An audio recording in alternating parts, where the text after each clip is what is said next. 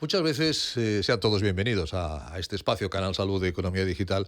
Me dicen, ¿cómo disfrutas tanto hablando de salud, hablando de medicina, hablando de enfermedades? Bueno, yo disfruto hablando con amigos hechos a lo largo de los años y que son auténticas figuras en cada una de las materias, de las patologías que aquí abordamos.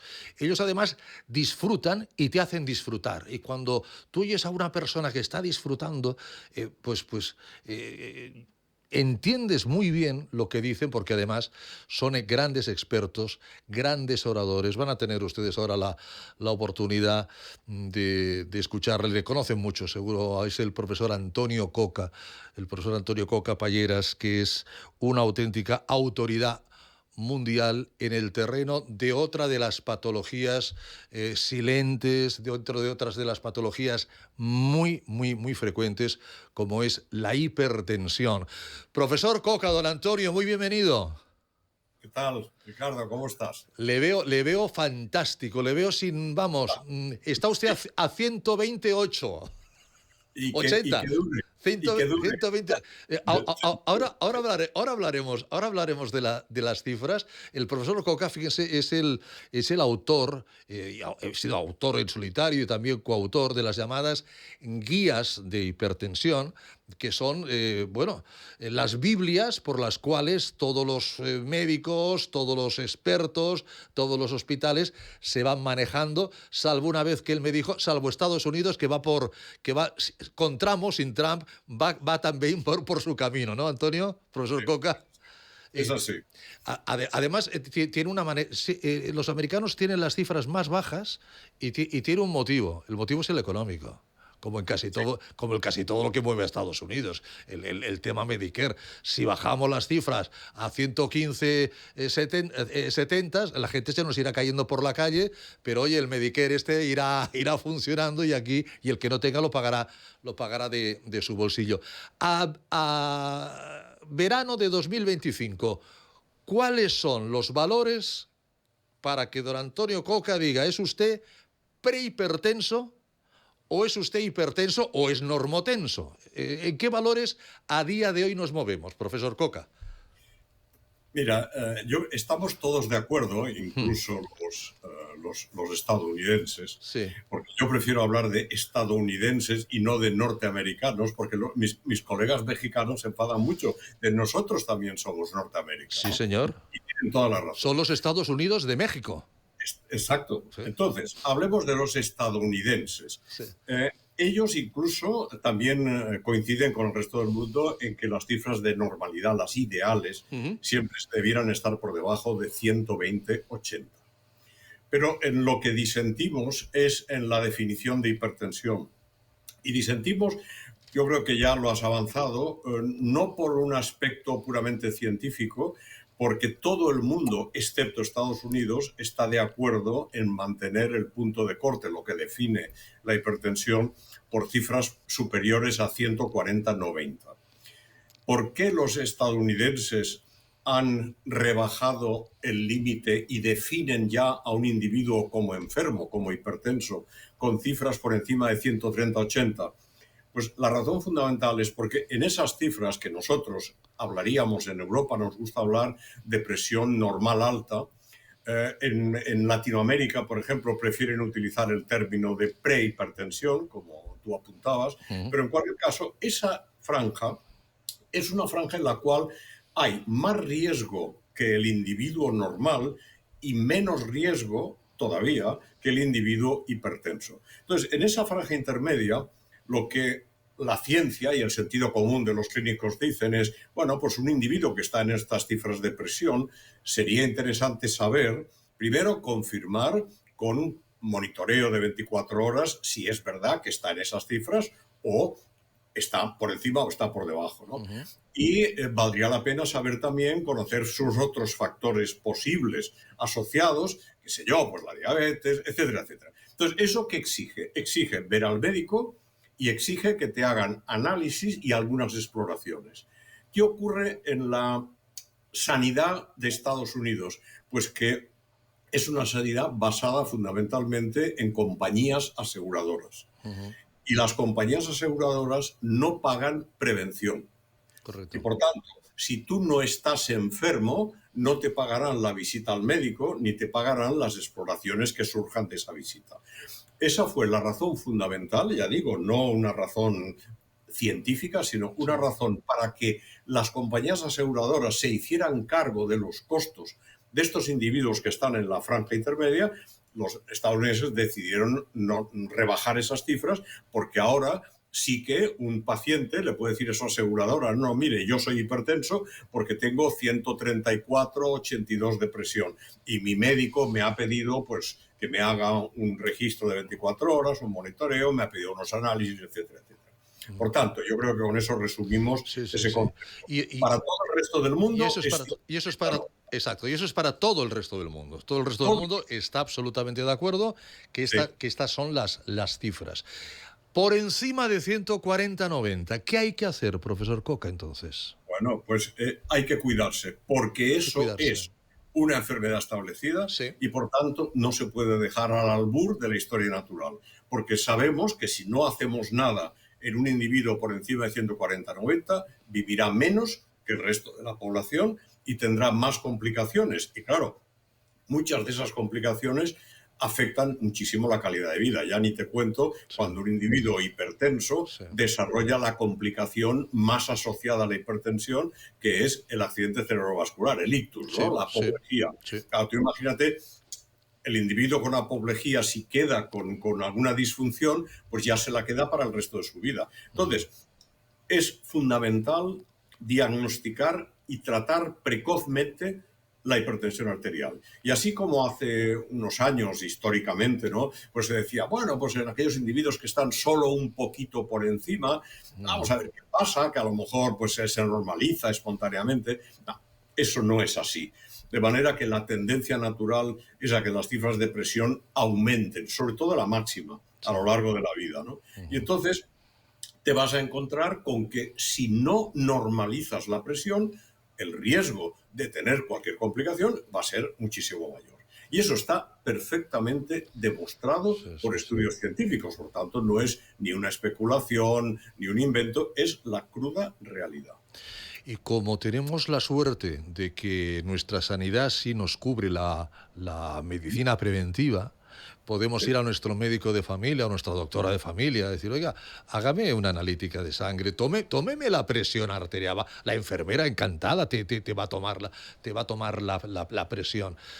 Digo esto porque De hecho, Ricardo, sí, lo hacen como rutina de su trabajo, porque efectivamente, la atención primaria en España tiene unos planes de prevención sí, de las enfermedades que les incluyen esto. sí, Precisamente en las visitas rutinarias, medir correctamente la presión, hacer unos análisis básicos para conocer los factores de riesgo y si aparece algún signo de alarma, actuar. Por tanto, efectivamente. forma parte de la organización normal y natural de nuestra sanidad pública. Aún y así, y sin asustar, que ya saben que no es nuestra intención, no, no, al contrario, es darles herramientas, hablando con los maestros, con los profesores, con los que saben de cada tema. Aún y así, ¿diría usted que hay mucha gente que va por la calle con una hipertensión que le puede dar un ictus en cualquier momento sin saberlo porque no se ha tomado la presión arterial a lo mejor en 5 años? Sí, sí, sí los hay, porque cuando se hacen estudios epidemiológicos serios, Sí, uno se da cuenta de que cuando se hace, por ejemplo, una prospección en una masa de población seleccionada al azar y se va a su domicilio y se les toma la presión y se les analizan factores de riesgo, uno se da cuenta de que muchos son hipertensos y no lo sabían. Y no lo efectivamente. sabían o porque no se les había tomado la presión o porque se les midió en algún momento y aquello pasó al olvido. Y esto puede llegar a afectar, depende mucho de los países, depende de muchas circunstancias, pero hay más de un 30-40% de hipertensos que no saben que lo son. O que a lo mejor dicen, bueno, oye, 140, y sí, sí, son 145, tampoco pasa nada, porque Sí, por eso, porque claro. el abuelo está a 160, y porque también viene de la genética y porque viene de lo que hemos vivido con nuestros abuelos, en este caso, o con nuestros padres. Yo recuerdo haber hecho programas en el año 77 del siglo pasado, lo digo para marcar el territorio de tiempo, en el que en aquel momento, y ya lamentablemente no está entre nosotros, un afamado médico, cuando hablábamos de hipertensión y hablábamos de cuáles eran los valores normales, dijo, mire, hablo del 77, en el 77 yo creo que no habían programas de divulgación médico-sanitaria ni en la radio, alguno podría haber en la televisión, pero poco, realmente poco. Dice, mire, para que ustedes lo entiendan rápidamente, ponen ustedes un uno y el siguiente número, el de la década de su vida. Si tiene 40, 14. Esto es la máxima. Si tiene 50, está en la cincuentena, 15. Con lo cual, yo que estoy a 16. Y la mínima o diastólica sería la mitad más 1. Esto a día de hoy sería una auténtica barbaridad, ¿no? Claro, porque eso eran esas leyendas que corrían, Sí. porque date cuenta de que en el año Que 77, usted las viviría, evidentemente, esas leyendas. que yo te voy a contar anécdotas, ¿no? Porque Claro. en el año 77 la Sí. Organización Mundial de la Salud todavía no había definido Mm. en qué cifras de presión se podía decir que un sujeto era hipertenso. Entonces, ¿qué pasaba en ese momento? Pues que cada médico, según su criterio Su criterio. personal, decidía si esa presión que presentaba su paciente era importante o no. Para que te hagas una idea, cuando yo terminé la carrera en el año 1974, Ujú. a mí durante la carrera nadie me explicó ni se entretuvieron en hablar de la hipertensión arterial. En aquella época, la parte, digamos, de vascular relacionada a la presión, la lección era el shock, era la hipotensión y el shock, Sí. porque eso era lo que preocupaba. El shock hipovolémico, el shock séptico, pero la hipertensión como tal, pues bueno, sí, se decía, sí, claro, cuando la presión sube mucho. ¿Y a partir de qué cifra sube mucho? Bueno, pues cuando es muy alta, punto. O sea, no había ningún dato objetivo. Y claro, fíjate, en el 78 es la primera vez que la OMS decide un punto de corte.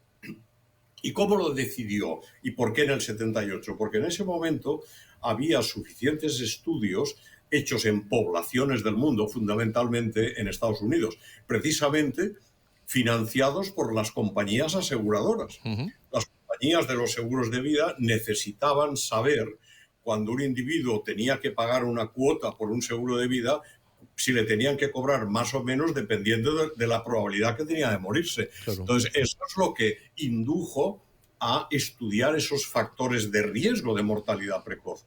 Y por tanto, a través de esos estudios se llegó a la conclusión en aquel momento de que unas cifras, porque, a ver, para que la gente también lo entienda, no hay dos curvas de presión en la población. Claro. La presión es continua. Tú analizas toda una población y te encontrarás desde individuos que viven con sistólicas de 10 hasta individuos que todavía están vivos con sistólicas, con máximas de 25.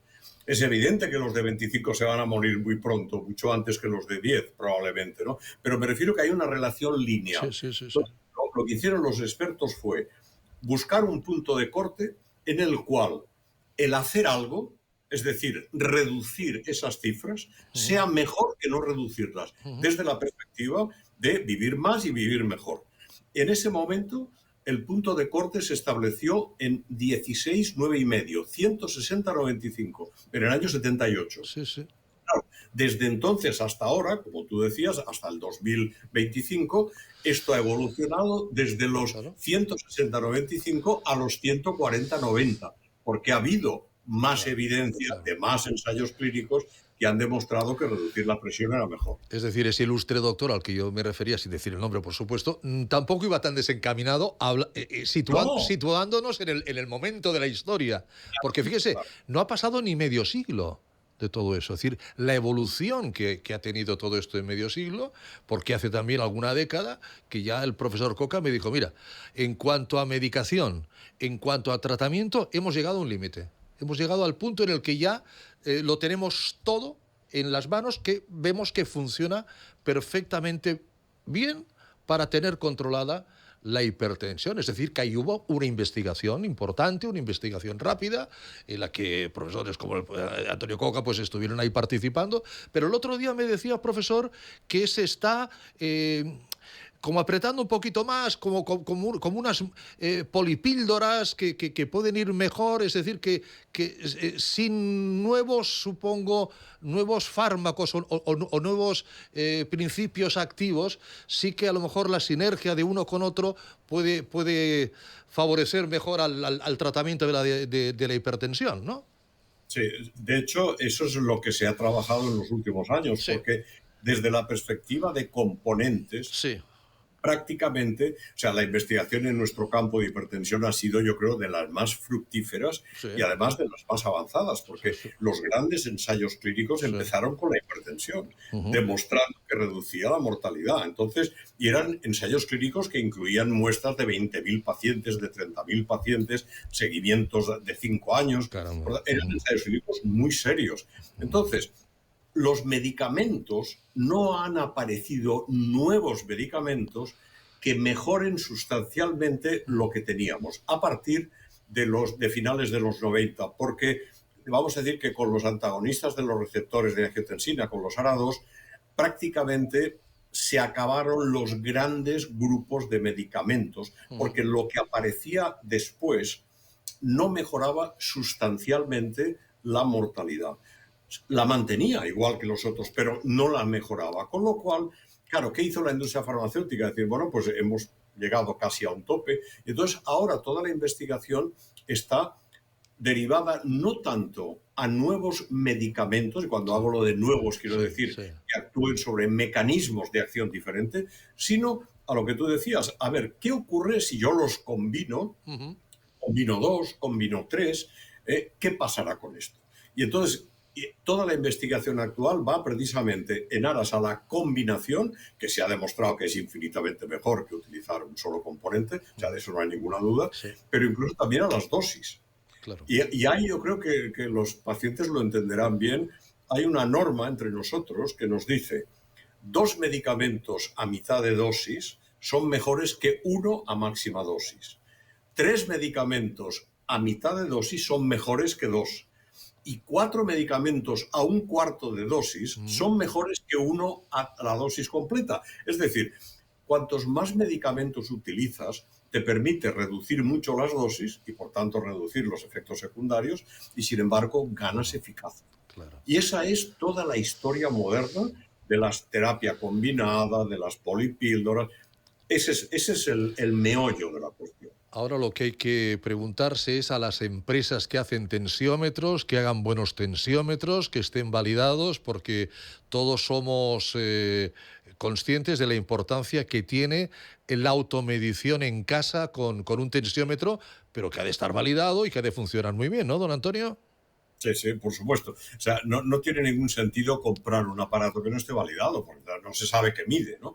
Pero hoy día hay muchísimos aparatos muy buenos, validados, y lo que hay que hacer, que esa es otra, no solo necesitamos un buen aparato, necesitamos que el paciente sepa medirse perfectamente la presión. Entonces, para eso, las enfermeras están haciendo un gran trabajo. Seguro. Las enfermeras de la unidad, tanto en primaria como en los hospitales, a sus pacientes les enseñan, es parte de su trabajo, les enseñan a utilizar el aparato para la medida domiciliaria, que es un protocolo que no es al tuntún. O sea, no se trata de tener un aparato en casa y medírtela cuando te da la gana, ni hablar. Tiene que seguir un sistema normalizado, estandarizado, porque si no, no podrías comparar las presiones de un día para otro, ¿no? Hay que seguir un protocolo estricto también. O llegar a casa con el tensiómetro y que toda la familia, ay, bien, déjame que me pruebe yo a ver qué tensión tengo. Eso sería un error porque lo podríamos desnivelar o lo podríamos desequilibrar, ¿no? Es absurdo, además, es absurdo. No aportaría ninguna información relevante.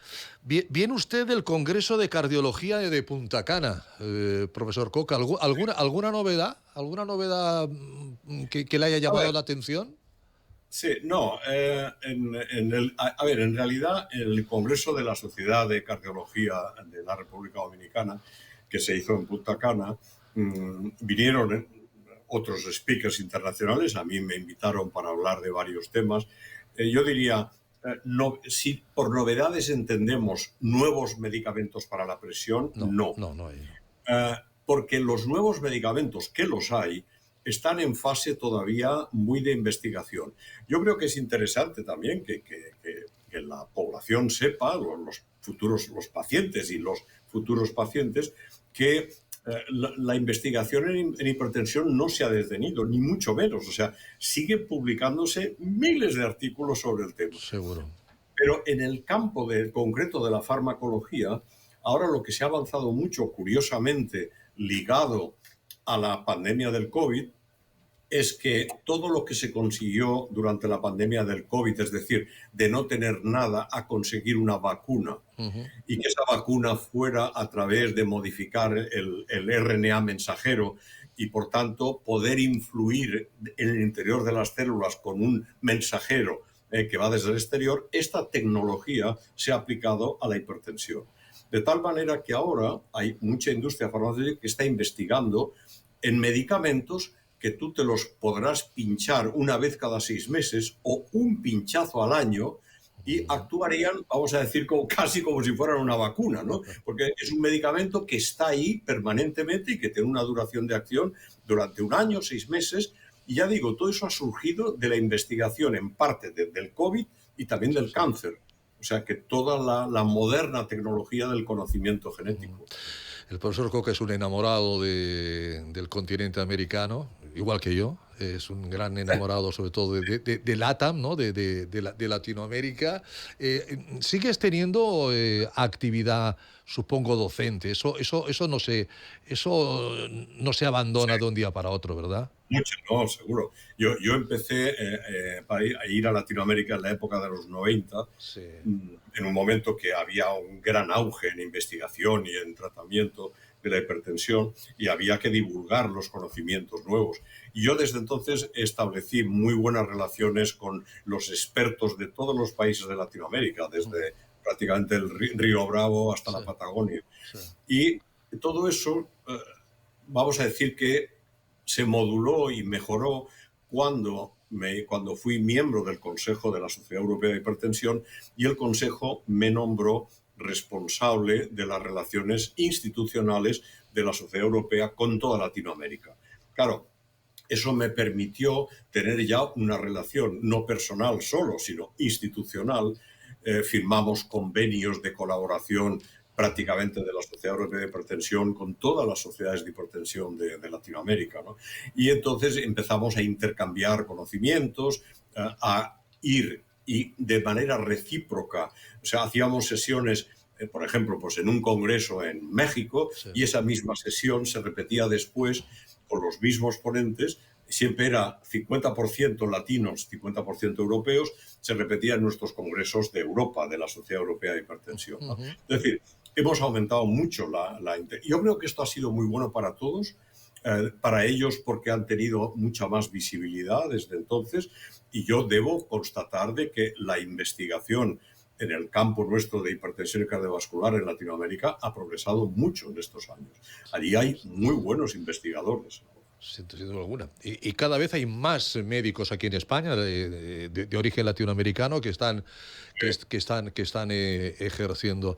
No solo ejerciendo, formándose. Y formándose. Porque, claro, parte de mi relación deriva de que muchos médicos jóvenes de la formación que usted le está, claro. En Latinoamérica se venían a formar, hacían estancias en nuestras unidades de hipertensión de aquí de Europa. Y entonces volvían allá y con ellos hemos seguido manteniendo la relación real de maestro-alumno, y por tanto yo ahora que estoy ya jubilado de la universidad, del Hospital Clínico, donde he dedicado toda mi vida, ahora lo que hago es asesorarles a mis antiguos fellows, los colaboradores latinos que estuvieron conmigo, les ayudo a diseñar proyectos de investigación, a escribir los artículos. Por tanto, la relación que mantenemos sigue siendo. Sí, es que además tenemos un idioma en común, 600 millones, claro, hablamos el mismo idioma. Es que no sé en qué terrenos está tan desaprovechado esto. está tan desaprovechado, que dice, tenemos un océano de por medio, sí, pero en 8 horas estás allá, o sea que no hay ningún problema. Dice que está jubilado el profesor Coca. Bueno, él lo dice, pero su cerebro no para. No para, y además, bueno, ahora se lo ha ganado, ahora está en un lugar que no voy a descubrirlo, pero está en un lugar precioso. Solamente diré que está en una isla. Que está en una isla, relajado, descansado, pero pensando en el bien de todos y en el trabajo que le ha llevado durante más de 50 años a tener el prestigio que tiene. Y yo me honro de que él sea, no yo amigo de él, que él me considera amigo en tantos y tantos programas de radio, de televisión como este. Querido profesor Antonio Coca, un enorme placer, excuso decirte que te agradezco enormemente tu tiempo y que nos tienes a tu entera disposición. Nada, muchas gracias, Ricardo. Por ahí ya sabes que es un placer contribuir a divulgar conocimientos. Señor. Ha sido la historia de mi vida, o sea que lo hago encantadísimo. Y muchas gracias por darme esa oportunidad. Siempre que quieras. Divulgación médico-sanitaria. Profesor Antonio Coca, la hipertensión. Gracias. Cuídate mucho. Seguimos.